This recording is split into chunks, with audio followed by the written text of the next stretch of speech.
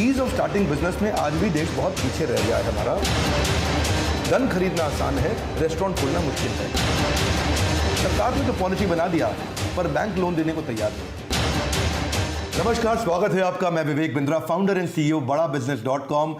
अच्छा लग रहा है आज हमारे देश के एमएसएमई के मुखिया श्री नितिन गडकरी जी फ्रॉम नागपुर से हमारे साथ लाइव हैं। पिछली दफा एमएसएमई से हम गिरिराज सिंह जी को लेके आए थे, आज हमारे साथ में नितिन जी हैं और बिजनेस को लेकर के उनकी पकड़ बहुत मजबूत है। आज के समय कोरोना क्राइसिस के बाद आने वाली लगातार कंटिन्यूअस प्रॉब्लम्स, लगभग 12 करोड़ लोगों की नौकरी जा चुकी है, 4 करोड़ वर्कर वापस लौट चुके हैं, 3 करोड़ लग रहा है कि वापस और जाएंगे। 3 लाख करोड़ का जो पैकेज एमएसएमई ने अनाउंस किया है उसके बारे में आज कुछ सख्त, कुछ मीठे, कुछ सीधे प्रश्न आज व्यापारियों को रिप्रेजेंट करते हुए मैं सीधा पूछना चाहूंगा। उससे पहले मैं नितिन जी, आपका सर बहुत बहुत स्वागत है, धन्यवाद, आपने अपना समय निकाला। नमस्कार। आपने जो 3 लाख करोड़ का जो कोरोना रिलीफ पैकेज अभी प्लान किया है, ग्रोथ इंजन इसको बनाने के लिए, उसमें ना तो आपने कोई इंटरेस्ट का वेवर दिया है, ना कोई टैक्स का वेवर दिया है, ना आपने कोई जीएसटी में छूट दी है। आपने कुछ लोन्स के लिए कोलैटरल फ्री ऑटोमेटिक लोन्स के लिए प्लान किया है, जिसका भी ज्यादा लाभ केवल 10% एमएसएमई उठा पाएंगे जो 100 करोड़ के नजदीक टर्नओवर करते हैं। आपका एक एमएसएमई बिजनेस लोन है जो कि पीएसबी लोन है, जिसमें बताया जाता है कि 1 घंटे के अंदर आपको लोन मिल जाएगा 59 मिनट में। अगर हम इसको देखें तो आप लगभग 50,000 लोन प्रपोजल तो आए थे, लेकिन अप्रूव केवल 27,000 हुए या सैंक्शन केवल 27,000 हुए अप्रूवल के बावजूद, क्योंकि 50% ही रह गया, केवल गैप बहुत बड़ा है। तो देखा जाए कुल मिलाकर के इमीडिएट कैश फ्लो की समस्या सॉल्व नहीं हो रही, इसके विषय में आपका क्या विचार है? देखिए, आपने आपके प्रश्नों में अनेक प्रश्न भी पूछे हैं, तो मेरा पहला सुझाव है कि इस समय हर स्टेक होल्डर तकलीफ में है और हर स्टेक होल्डर अब अड़चन और समस्याओं का सामना कर रहा है, और इसलिए इस समय सबको प्रोटेक्ट करना और आगे जाना।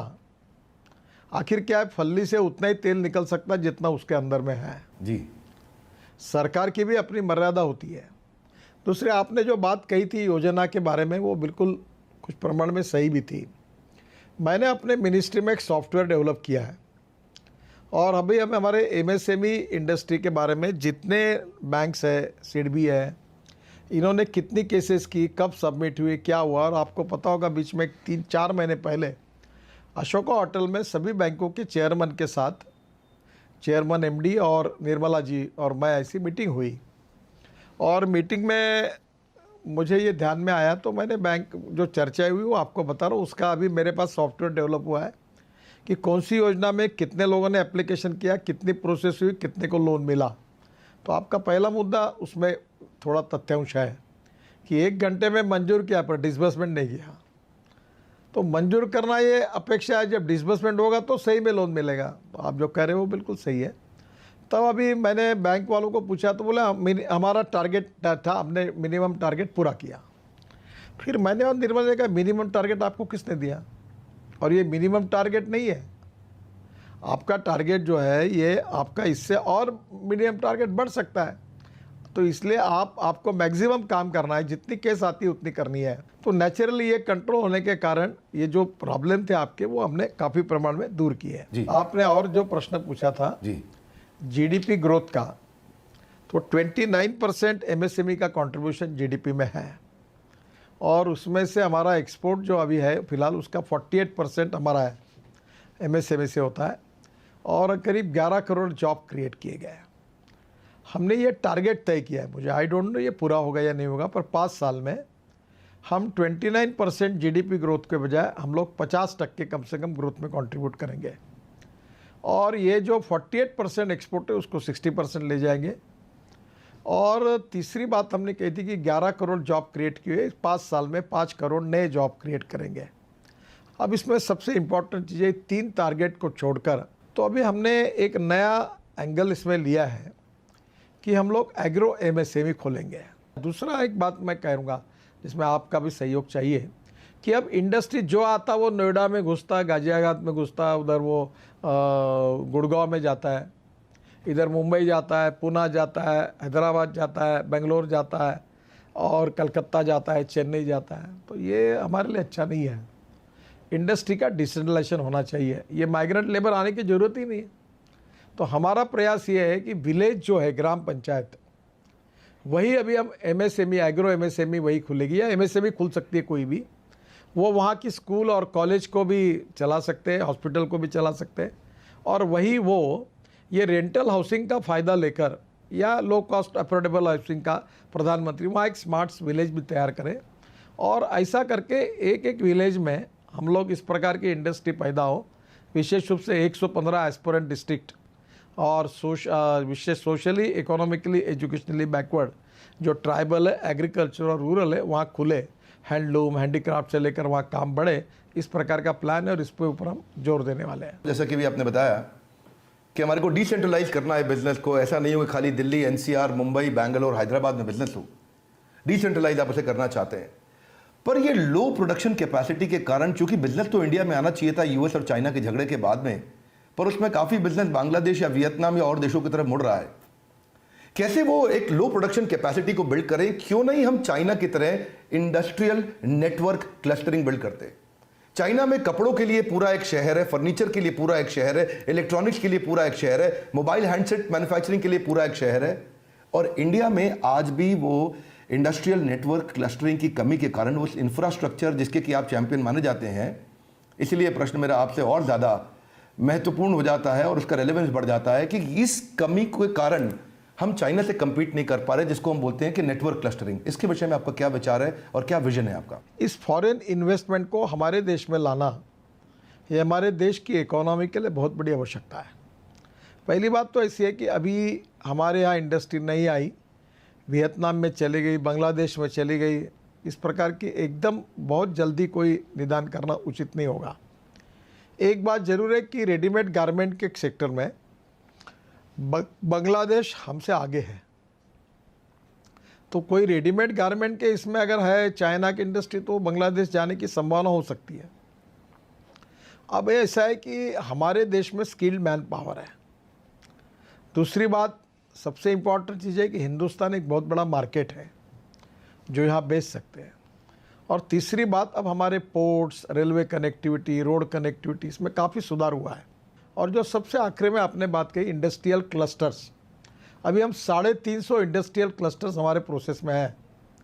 और सबसे इंटरेस्टिंग बात मैं बता रहा हूँ कि हमारी डिपार्टमेंट NHI में हम लोग 22 ग्रीन हाईवे, एक्सप्रेस हाईवे बना रहे हैं, उसमें से 7 हाईवे का काम शुरू हुआ है। अब ये हाईवे के बाजू में रोड साइड एमिनिटीज़ तो होगी, पर उसके साथ साथ लॉजिस्टिक पार्क होंगे और इंडस्ट्रियल क्लस्टर्स होंगे। मैं उदाहरण के लिए आपको बताता हूँ, ये हमारे यहाँ लेदर इंडस्ट्री जो है, जूते चप्पल वाली, उनका टोटल टर्नओवर 1,45,000 करोड़ है, और उसमें 85,000 करोड़ उनका डोमेस्टिक मार्केट है और 45 से 55,000 करोड़ एक्सपोर्ट मार्केट है। अब वो आगरा वगैरह में, झोपड़पट्टी में, ऐसे बहुत, इसमें बहुत कठिनाई में काम करते लोग। तो मैंने उनको कहा कि आप ये इसमें आइए, अच्छी स्मार्ट सिटी, स्मार्ट विलेजेस बनाएंगे, road connectivity, railway connectivity, air connectivity सब होगी।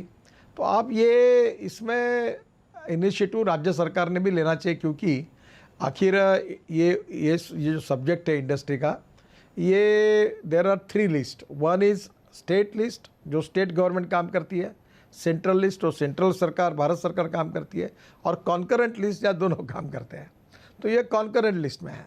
तो मैं इस प्रकार के इंडस्ट्रियल क्लस्टर्स अब बनाना चाहता हूँ। आपकी सरकार में एक अच्छी बात नितिन जी ये तो रही है कि ईज ऑफ डूइंग बिजनेस में आप 150 से 125 से कहीं 100 के अंदर, फिर आप 77वीं रैंक पे आए 2019 में, और आज आप 63वीं रैंक पे हैं। लगातार प्रोग्रेस किया उस पर, ये तो एक अच्छी बात है। परंतु एक कमजोर बात भी है साथ में कि ईज ऑफ स्टार्टिंग बिजनेस में आज भी हम 136वीं रैंक पे, यानी कि बहुत ही कमजोर स्थिति में खड़े हैं। नई दिल्ली के अंदर अगर किसी को रेस्टोरेंट शुरू करना है तो उसको 45 डॉक्यूमेंट चाहिए, 26 लाइसेंसेस में से एक जो खाली दिल्ली पुलिस उसको देती है। यानी कि रेस्टोरेंट शुरू करने के लिए 26 में से किसी एक लाइसेंस के लिए 45 डॉक्यूमेंट चाहिए, जो कि अगर आप सिंगापुर में देखें तो केवल 4 या 5 है, सिंगापुर और जापान में। यानी कि बिजनेस शुरू करना आसान है। अब इसमें दूसरी तरफ देखें, 45 डॉक्यूमेंट रेस्टोरेंट खोलने के लिए चाहिए उसको, लेकिन बंदूक खरीदनी हो तो केवल 19 डॉक्यूमेंट में ले सकता है वो। गन जाकर के दिल्ली पुलिस से 19 डॉक्यूमेंट में ले लेगा। यानी कि गन खरीदना आसान है, रेस्टोरेंट खोलना मुश्किल है। सुनने में अच्छा नहीं लगता, पर ईज ऑफ स्टार्टिंग बिजनेस में आज भी देश बहुत पीछे रह गया है हमारा। अब वो तभी आगे बढ़ेगा जब नए स्टार्टअप और नए बिजनेसेस चालू होंगे, और तभी इकोनॉमी में कंजम्पशन की विचारधारा बढ़ेगी, और तभी बिजनेसेस आगे बढ़ेंगे, तभी एमएसएमई मजबूत होगा। इस विषय में क्या कहना चाहेंगे? देखो, आपकी बात बिल्कुल सही है, इसमें काफ़ी सुधार करने की आवश्यकता है। एक ही जगह एक ही एप्लीकेशन हम दे दें, और उसके बाद जो 25 डिपार्टमेंट का जो एप्लीकेशन जाएगी उसका टाइम पीरियड रहेगा, वो जिस तारीख को उसको फॉरवर्ड होती है उसके उतने 15 दिन के अंदर वो अपना जवाब दे दे चेक करके। अगर उसने नहीं दिया तो वो पॉजिटिव है समझ के आगे जाना। और इस प्रकार की एक transparent, time bound, result oriented, corruption free system, ecosystem करनी पड़ेगी। और इसमें आप जो कह रहे हैं उससे मैं सहमत हूँ। एक बिल्कुल ऐसी सिस्टम चाहिए कि जो एक बार नया आदमी अप्लाई करता है तो उतने दिन के अंदर उसको सब परमिशन देने की एक जिम्मेदारी किसी की होगी।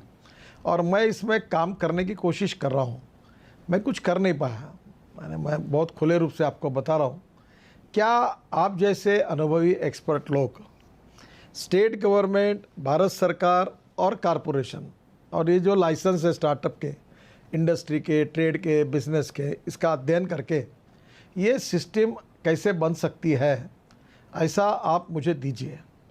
We are in process for finding out a good solution for this, और वी इनवाइट सजेशंस।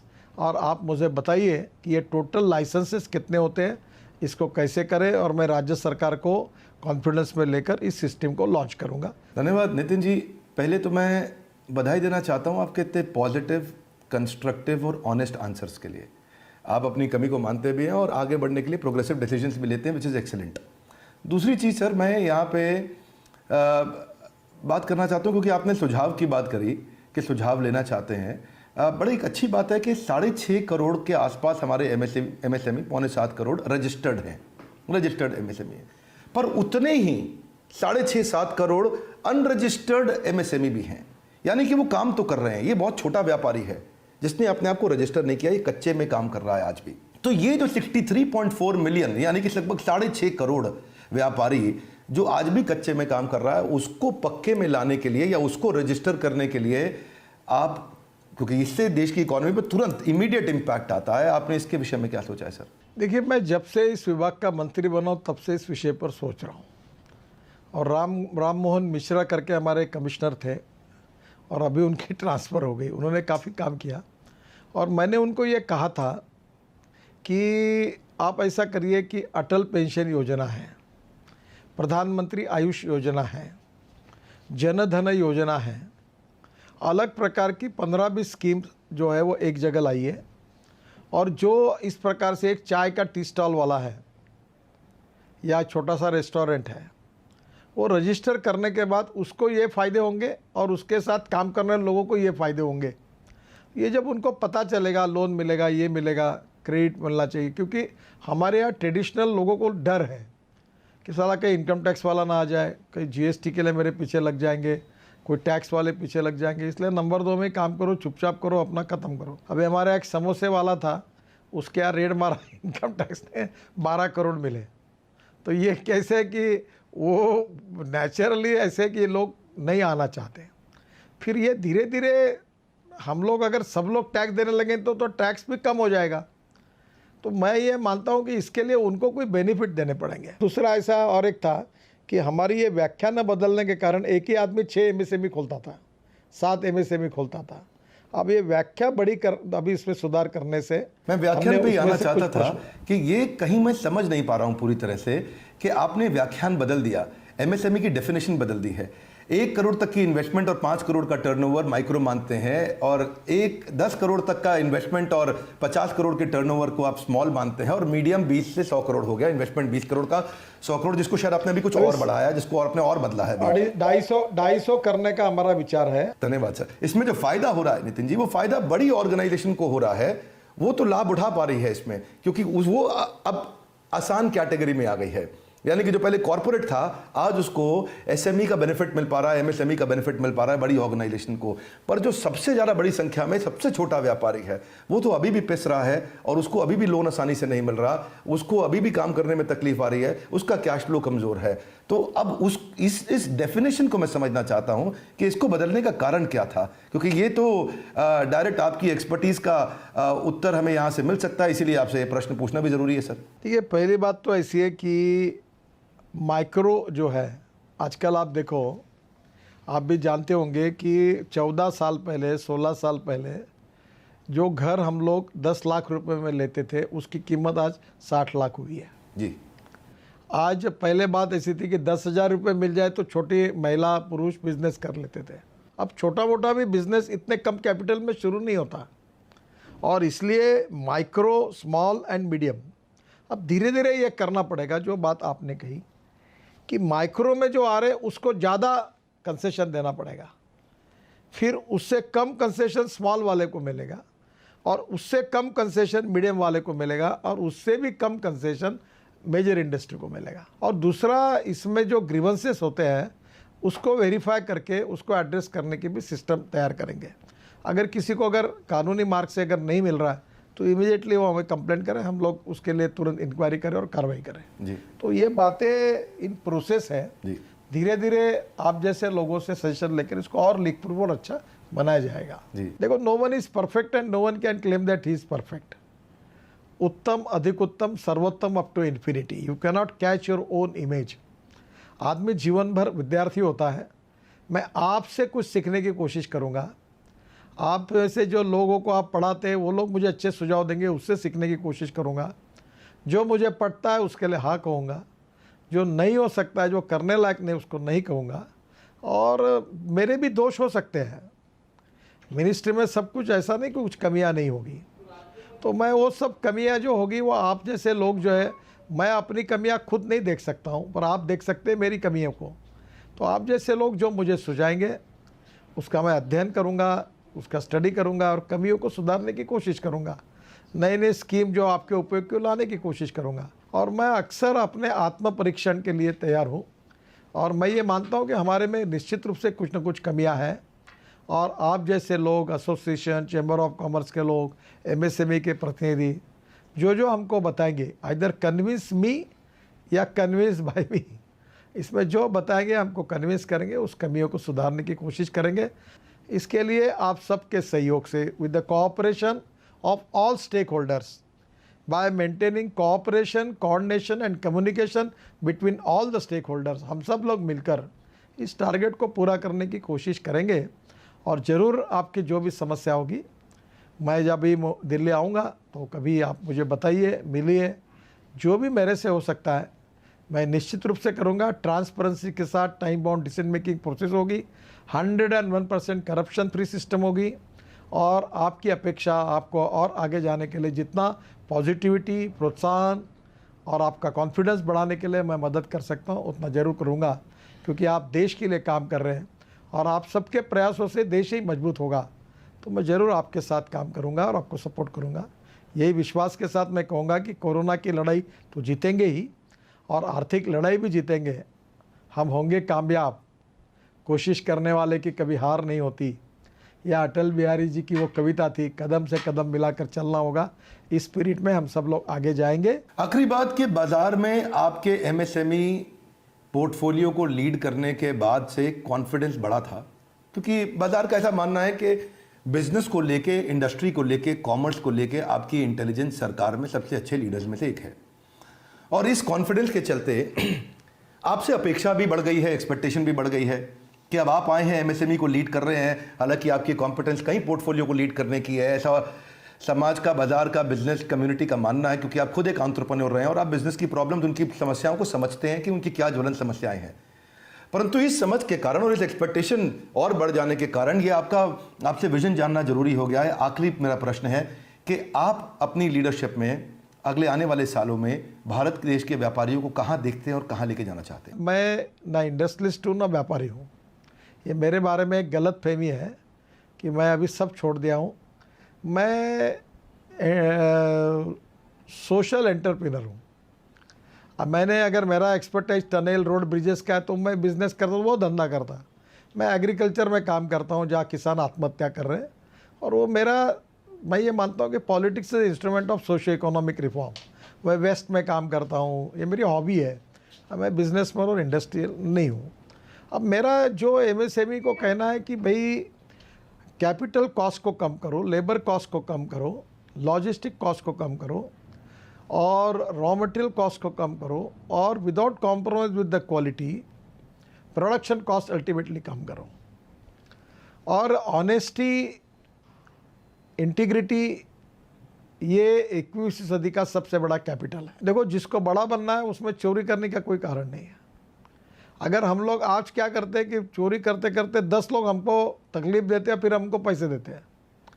इसके बजाय ट्रांसपेरेंट स्मूथ बिजनेस करो, टर्नओवर बढ़ाओ, कॉस्ट कम करो, एक्सपोर्ट बढ़ाओ, इंपोर्ट कम करो, और क्वालिटी के साथ कॉम्प्रोमाइज़ मत करो। देखो, 1% good quality, delivery on time, that is punctuality, and good packaging. आप बहुत अच्छे हो, आपका बहुत बड़ा काम भी है, लोग आपको स्वीकारते हैं, पर आपका पैकेजिंग भी अच्छा है। केवल अच्छा होना पर्याप्त नहीं होता, उसका अच्छा पैकेजिंग होना भी आवश्यक होता है। मैं अपने लाइफ में, मेरे को पैकेजिंग है ही नहीं, क्योंकि मैं चिंता ही नहीं करता, ऐसी हूँ मैं ना। मुझे कोई थोड़ा सा अप्रोच मेरा अलग ही है, काम करते रहता हूँ। तो मुझे कोई ऐसा हाँ बोलता हूँ तो नहीं बोलना है तो नहीं बोल देता हूँ। अब मैं पार्लियामेंट का मेंबर हूँ, तो मुझे लोग बोलते हैं कि एक आधा काम होता नहीं तो आप एकदम नहीं क्यों बोलते हो। आप बोलो कि देखता हूँ, मैं नहीं बोलूँगा देखता हूँ, सोचता हूँ। एक तो मैं बोलता हूँ हाँ या ना, तो बोले इससे राजनीति में तुमको तकलीफ होगी। बोले हुई तो होगी। जो मैं एक आधे को बोलता हूँ, बेटे को तेरा काम होता नहीं, फिर से तकलीफ मत उठा और अपना पेट्रोल मत खर्चा कर, ये होने वाला काम नहीं है, ये नहीं हो पाएगा। तो कहीं ना कहीं क्या होता है कि ऑनेस्टी, पेशेंस, ट्रांसपेरेंसी और प्रेजेंटेशन अच्छा, ये बहुत उपयोगी है। और जो बातें आप सिखा रहे हैं एंटरप्रेन्योरशिप से लेकर सभी प्रकार की मैनेजमेंट की, जो आप बातें हमारी कमियाँ बताएंगे उसको सुधारने की कोशिश करेंगे। धन्यवाद, थैंक यू वेरी मच। धन्यवाद नितिन जी। मैं आप यही कहना चाहूँगा कि आपने जो रेवेन्यू स्ट्रीम्स की बात करी, ये आपके विषय में बहुत पॉपुलर है, प्रचलित है, कि जहाँ नितिन गडकरी जी हो वहाँ अगर कहीं कूड़ा कचरा हो तो उसमें से भी रेवेन्यू निकाल लाते हैं, कहीं नदी नाला बह रहा हो तो उसमें से भी रेवेन्यू निकाल लाते हैं, और सरकार को अच्छे प्रॉफिटेबल बिजनेस इकोनॉमिक मॉडल बना करके देते हैं। आपकी ये जो सूझबूझ, दूरदर्शिता और आपका जो ये कॉम्पिटेंस है सरकार के लिए नए रेवेन्यू स्ट्रीम्स खड़ा करना और सरकार को एक अच्छी मजबूत इकोनॉमी देना, ये आपकी सबसे बड़ी कॉम्पिटेंस है। और हम आपको हमारी शुभकामनाएं, हमारी तरफ से आपके किए गए अच्छे कार्यों के लिए बधाइयाँ। आप चाहते हैं कि आप जिनके लिए हम काम कर रहे हैं बड़ा business.com में, उनको बिज़नेस बड़ा करने के लिए आप इसी प्रकार और मदद करते रहें, अपने एग्जीक्यूशन एबिलिटीज़ को और आगे बढ़ाएं। हमारे प्लेटफॉर्म पे आने के लिए, हमारे 1.25 करोड़ सब्सक्राइबर्स से आकर के मिलने के लिए, अपने हमारे प्रश्नों का उत्तर देने के लिए आपका हृदय की गहराइयों से प्रेम पूर्वक बहुत बहुत धन्यवाद।